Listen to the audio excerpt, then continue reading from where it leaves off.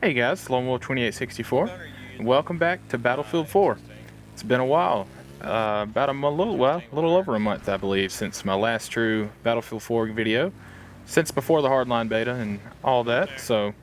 But nonetheless, here we are back on Battlefield 4, my bread and butter, playing with the M16A4, the M16A4 with irons on top of that. So, not a gun you usually see a lot of, definitely not with this setup, but playing on Gwayland Peaks here, which I forget how much I really enjoy this map. I wasn't really a fan of China Rising overall. It was just, you know, it was okay. But this map in particular I really like, as this guy gets a surprise trying to come around the corner. But yeah, this is a map that I really enjoy. It's very infantry centric, which I'm a huge fan of, and I'm hoping that we'll see a lot of that in the Dragon's Teeth DLC, which is just coming out here actually in 2 days.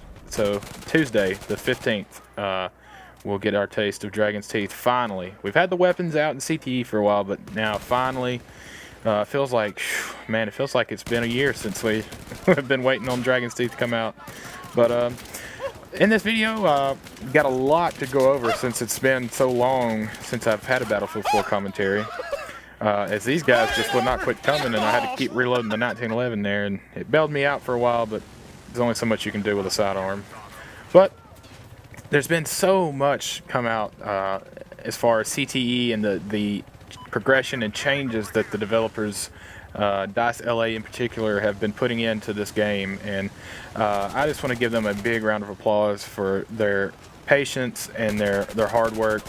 It's starting to pay off, and I can say without a doubt now, finally to the level where I can say I'm okay with moving on from Battlefield 3 and playing Battlefield 4 with no regrets. And that I think there's quite a few, and the majority of the players, at least the ones who are fully involved in the community and play CTE, will agree with me.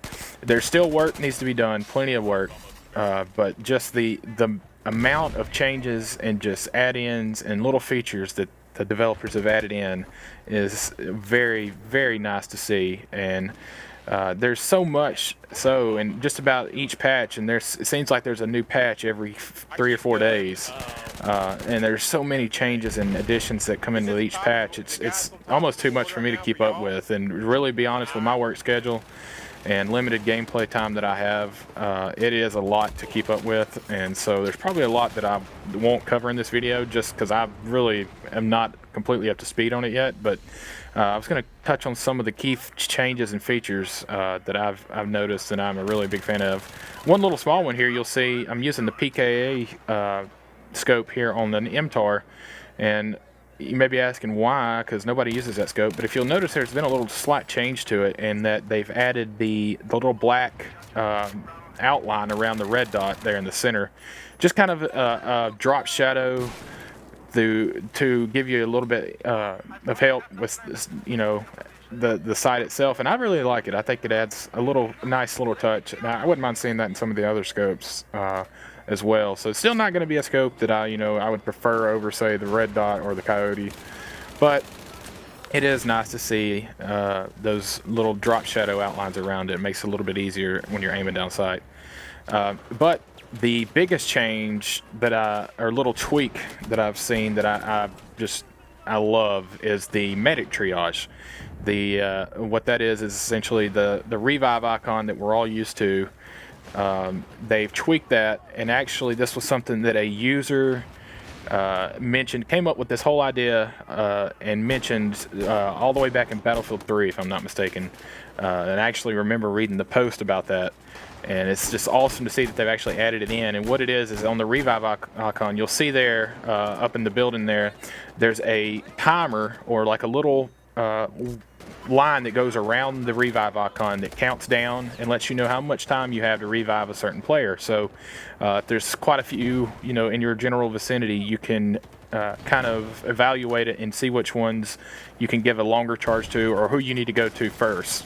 And that's something that I think we've all asked for, and glad to see that put into the game, and it's huge. It's a big benefit, and I really like it, and hopefully that's something that's here to stay, and I believe it will be.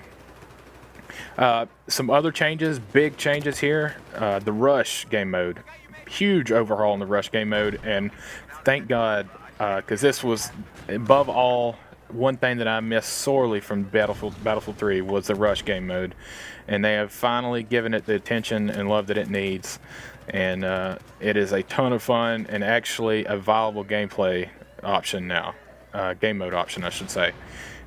Specifically on maps like, I know they started out with your vanilla maps, but they've moved on to some more maps here.